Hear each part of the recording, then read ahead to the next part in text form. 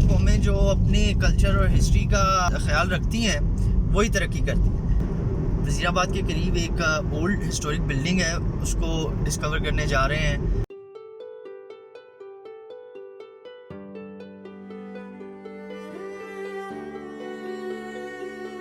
इस जगह को देख के जितनी खुशी और एक सुकून सा महसूस हुआ कि हमारी तारीख़ इतनी रिच है, दूसरी तरफ उतना ही दुख भी हुआ इसकी हालत देख के।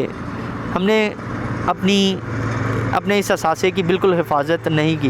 हम अपने घरों की तो बहुत हिफाजत करते हैं, आने वाले 1000 साल तक उसकी करते हैं कि इतना मजबूत बनाएं कि वो रहे, लेकिन ये भी हमारे घर है, ये हमारा सरमाया है, इसकी हमने कोई हिफाजत नहीं की और पता नहीं कब हमें एहसास होगा।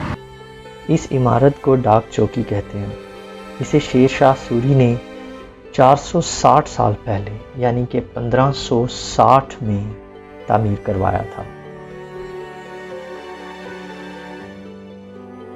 दिन ब दिन ये बिल्डिंग टूट फूट का शिकार होती जा रही है, आहिस्ता आहिस्ता ये मिट जाएगी और एक दिन आएगा कि ये यहाँ पे ये बिल्डिंग नहीं रहेगी। और फिर जैसे हमने इसको देखा तो हमें ख़्याल आया कि ये हमारी तारीख़ है, हमें इससे मोहब्बत हुई।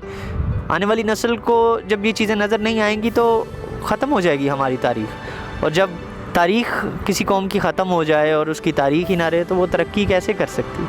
और ये जीटी रोड के किनारे बनाई गई थी, यानी कि शेर शाह सूरी ने जो प्लान किया था उस वक्त में, जो मास्टर प्लान था, उसके मुताबिक ये डाक चौकियाँ कुछ फासले के बाद बनाई गई थी और इनके बहुत से मकासद थे। जैसे कि इसके नाम से हमें ज़ाहिर होता है कि डाक चौकी डाक का काम देती थी, और इसके अलावा और भी बहुत से उस दौर के जो मिलिट्री पर्पसेस थे और जो उस दौर में जो कारवान चलते थे वो भी इस इलाके में इस डाक चौकी के इर्द गिर्द आके सस्ताते थे और रेस्ट करते थे।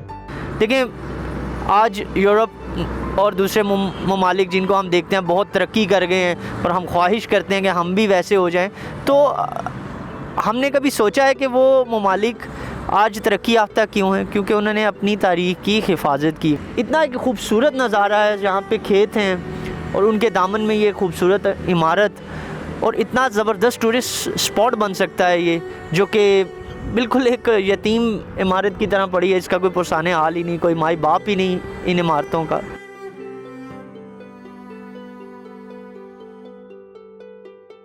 हम अपनी सियासी जमातों जिनसे हमारी वाबस्तगी होती है उनकी बका के लिए तो बहुत कोशिश करते हैं, लेकिन मुझे समझ नहीं आती कि हम कब हमारे अंदर ये एहसास पैदा होगा कि हम अपने इस तारीख़ की हिफाजत करने लगेंगे, इन चीज़ों को अपना समझने लगेंगे।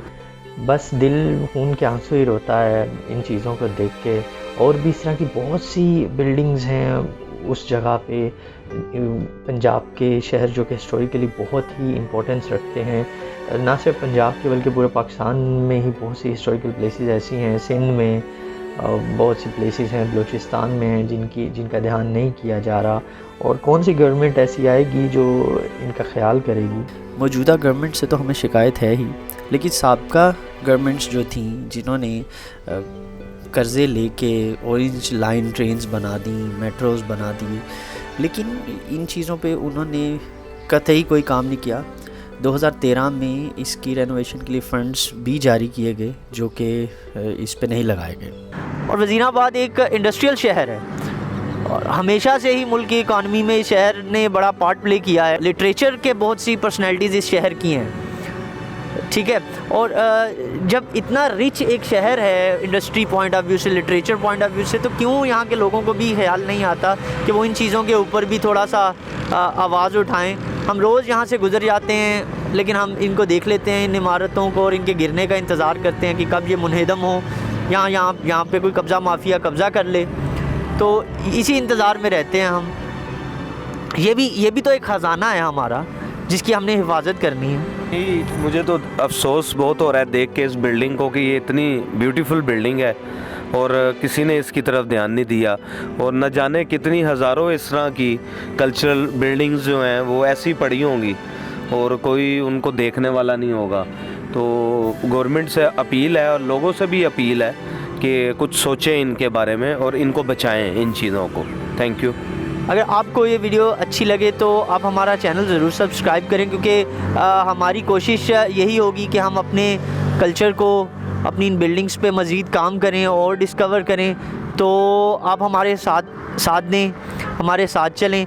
और नेक्स्ट स्टेप हमारा यही है कि ये वीडियो गवर्नमेंट के अदारों तक पहुंच जाए ताकि उनको कुछ एहसास हो। और ये हमारा वीडियो बनाने का मकसद भी यही है हमारा, कि हम अपने इस कल्चर को, इसकी हिफाजत कर सकें और अपने इस मुल्क को दुनिया को दिखा सकें कि ये हमारा मुल्क कितना खूबसूरत है और हमें ही इसे बचाना है और हमें इसे मज़ीद खूबसूरत करना है। और अगर हमें तरक्की याफ्ता ममालिक की सफ़ में खड़ा होना है तो हमें अपने इस तरह के मुकामात की हिफाजत करनी होगी। Thank you. Don't forget to subscribe our channel and do share this video as well, ताकि ये पैगाम ज़्यादा से ज़्यादा लोगों तक पहुँच सके। Thank you.